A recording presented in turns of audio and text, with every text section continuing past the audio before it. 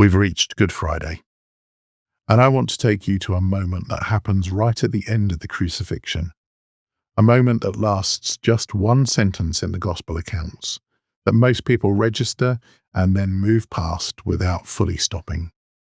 Because I don't think we've ever quite grasped just how enormous it is. Jesus dies, and Matthew tells us that at that precise moment, the curtain in the temple was torn in two, from top to bottom. Now, we call it a curtain, but that word doesn't do it justice.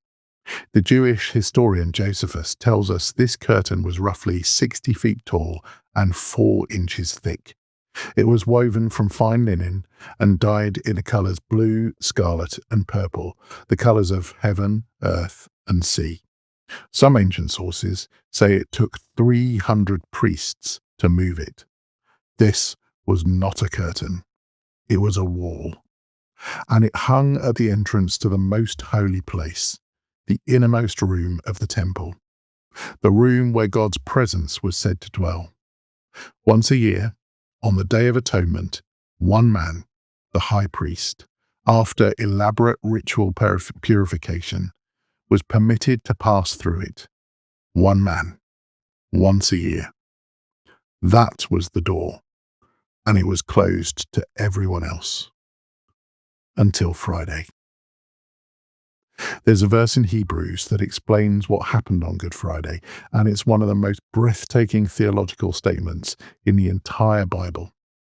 Hebrews chapter 10, verses 19 and 20 say, "And so, dear brothers and sisters, we can boldly enter heaven's most holy place because of the blood of Jesus. By his death, Jesus opened a new and life-giving way through the curtain into the most holy place." And the curtain is his body. Did you catch that? The curtain is his body. The veil and the flesh of Jesus are the same thing. When his body was torn on the cross, the curtain was torn in the temple. They're not two separate events. They are one event happening simultaneously in the body of Jesus and in the stone walls of the temple. God himself tearing the door open from the inside. Go back to Leviticus chapter 16, the instructions for the Day of Atonement, and you see just how carefully God had been pointing to this moment for centuries. The high priest could only enter the most holy place with blood. Without blood, he would die. The door was never free to enter. It always cost something.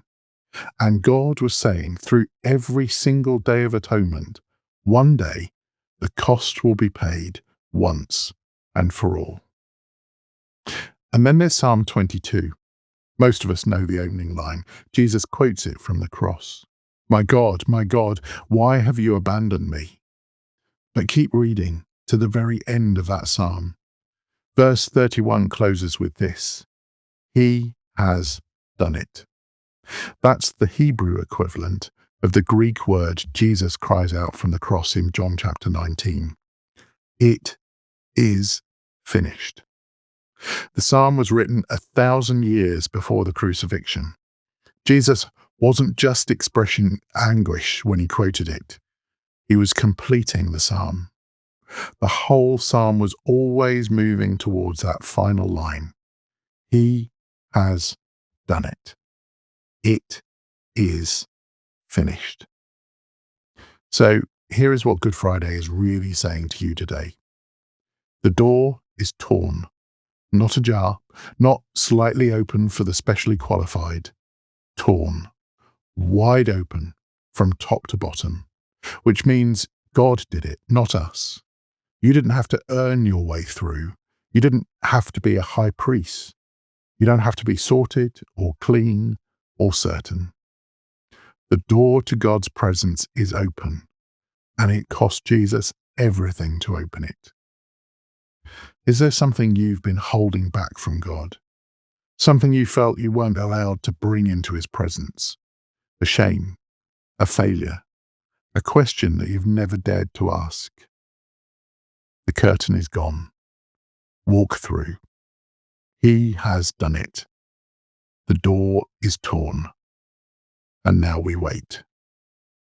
Because tomorrow is Holy Saturday, the forgotten day, the silent day, the day the disciples sat behind locked doors, convinced it was all over. The tomb is sealed with a Roman wax seal, and soldiers stand guard outside it. But here's what I want to show you tomorrow. The stone wasn't rolled away to let Jesus out. He didn't need that. It was rolled away for another reason entirely. And what God is doing in the silence of Saturday is more extraordinary than most of us have ever been taught. I'll see you tomorrow.